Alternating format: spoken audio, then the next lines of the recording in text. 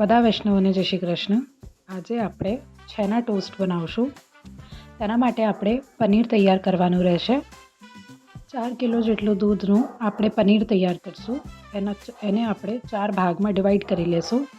એટલે કે 1 કિલો દૂધથી આપણે જે પનીર લેશું એનો આપણે છેના ટોસ્ટ બનાવવાનું રહેશે. 1 લીટર દૂધનું આપણે પનીર લીધું છે, જેનાથી આપણે છેના ટોસ્ટવાળી સામગ્રી તૈયાર કરશું. આ પનીરને આપણે સરસ રીતે હાથેથી મેશ કરી લઈશું.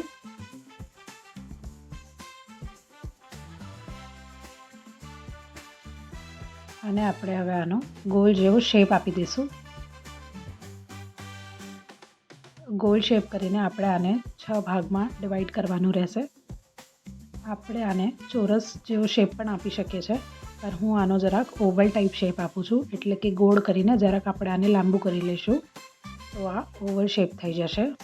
બધાનો શેપ આપણે આ પ્રકારે કરી લઈશું. આ આપણા શેપ તૈયાર થઈ ગયા છે પનીરના. હવે આપણે આની ચાસણી તૈયાર કરીએ. એના માટે આપણે 2 કપ જેટલી ખાંડ અને 4 કપ જેટલું જલ લઈ લઈશું, એટલે કે 250 ગ્રામ જેટલી ખાંડ અને અડધા કિલો જેટલું પાણી લઈ લઈશું. આ ચાસણી આપણે ઉકાળવા માટે મૂકશું આ માપના હિસાબે. આ મેં ચાસણીને ઉકાળવા માટે મૂકી દીધું છે ગેસ ઉપર.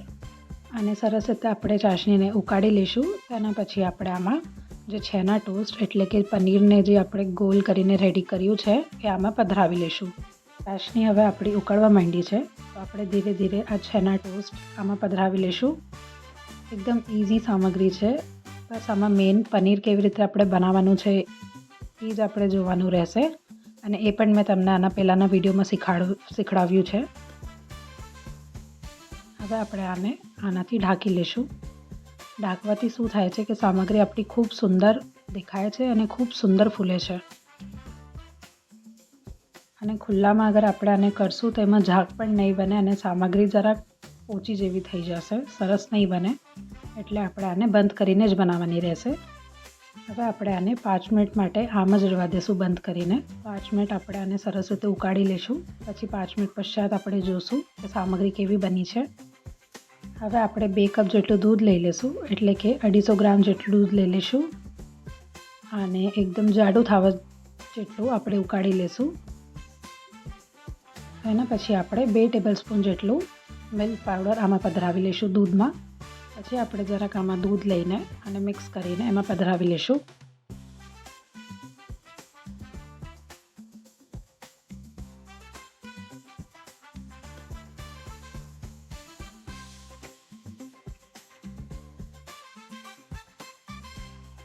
આને મેં ઉકાળેલા દૂધમાં જરાક પધરાવ્યું છે. તમે આમે ઠંડા દૂધમાં પણ આને પધરાવી શકો છો મિલ્ક પાવડરને.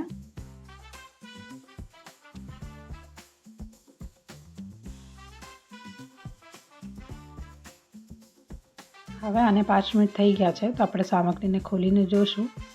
એકદમ સુંદર જાગ અને એકદમ સરસ જાગ આવી ગયા છે આમાં, અને સરસ રીતે ફૂલી ગઈ છે આપણી સામગ્રી. આ જો આપણી સામગ્રી ફૂલીને એકદમ મોટી સાઇઝની થઈ ગઈ છે. હવે આપણે પાછું આને ઢાંકી દઈશું થોડીક વાર માટે. મિનિટ માટે આપણે હજી આને પકાવવાનું રહેશે. હવે આપણી છેના ટોસ્ટના માટે ક્રીમ તૈયાર થાય છે, જે આપણે 250 ગ્રામ જેટલું ફૂલ ફેટ દૂધ લીધું છે એનાથી બનશે આ. જો તમારે અગર મિલ્ક પાવડર ના ચાલતો હોય તો તમે ખાલી દૂધને એકદમ સરસ બોઇલ કરીને ગાઢું કરીને એ પણ તમે આને બનાવીને પધરાવી શકો છો. જરાક દૂધ આપણું જાડું થઈ જાય તેના પછી આપણે 2 ટેબલસ્પૂન જેટલી આમાં ખાંડ પધરાવી લઈશું. આ જે તમારી ક્રીમ રેડી થાય છે, આ જે છેના ટોસ્ટની ક્રીમ રેડી થાય છે એ મલાઈ સેન્ડવિચમાં, પછી છેના ટોસ્ટમાં અને પનીર રોલ, આ બધી સામગ્રીઓમાં પણ આપણે આની યુઝ કરી શકીએ છીએ. હવે આપણી આની ચાસણી જરાક ગાઢી થઈ ગઈ છે, એટલે આપણે ઢાંકણું ખોલીને આમાં 1 ટેબલસ્પૂન જેટલું જલ હજી આમાં પધરાવી લઈશું અને પાછું ઢાંકી દઈશું આને ઉકળવા માટે. વચમાં આપણે આને જલ પધરાવવાનું રહેશે.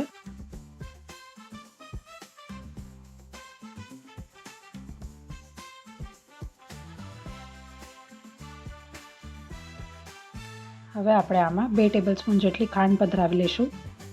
ખાંડ તમે તમારા અકોર્ડિંગ વધારે ઓછી પણ કરી શકો છો. હું આમાં 2 ટેબલસ્પૂન જેટલી ખાંડ પધરાવું છું.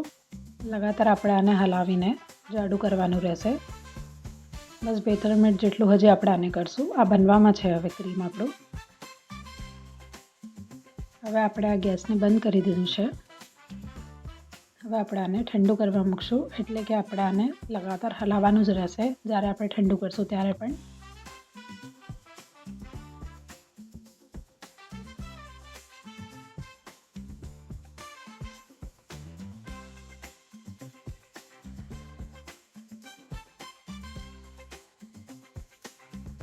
આનું મેં પણ હવે ગેસ બંધ કરી દીધું છે. મેં વચમાં આને 2 ચમચો જેટલો મોટો ચમચો લીધો હતો, એનાથી 2 વાર આમાં જલ પધરાવ્યું છે સામગ્રીમાં. ધ્યાન રહે કે આપણે પનીરની સામગ્રીમાં વચમાં જલ પધરાવવાનું રહેશે આમાં. હવે આપણે આને ઠંડુ થવા દઈશું. ઠંડુ થવા પશ્ચાત આપણે આની ક્રીમથી સજાવટ કરશું. આ આપણે ક્રીમ જે રેડી કર્યું હતું તેને મેં ફ્રીજમાં રાખ્યું હતું થોડી વાર માટે. તમે લોકો બહાર પણ રાખી શકો છો. એકદમ ટાઈટ થઈ ગયું છે હવે આપણું ક્રીમ. હવે આમાં જરાક આપણે અડધી સ્પૂન જેટલી એલચી અને જરાક આમાં કેસર પાવડર પધરાવી લઈશું.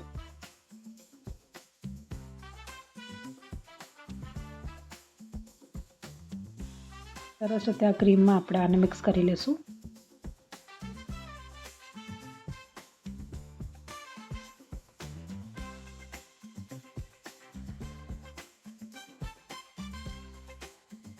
હવે આપણે ચાકુથી આને વચમાંથી સવારી લેશું.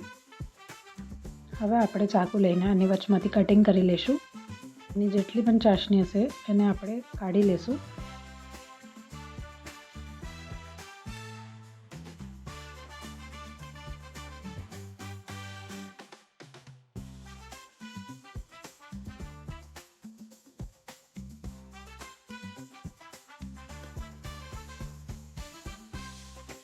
આ જો એકદમ સુંદર સામગ્રી સિદ્ધ થઈ છે આપણી.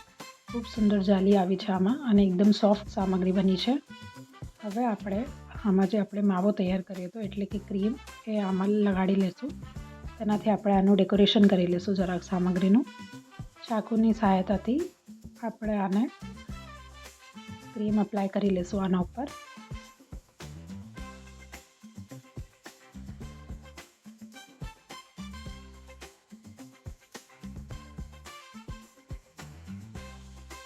તેના પછી આપણે આની પિસ્તાથી સજાવટ કરી લઈશું સામગ્રીની.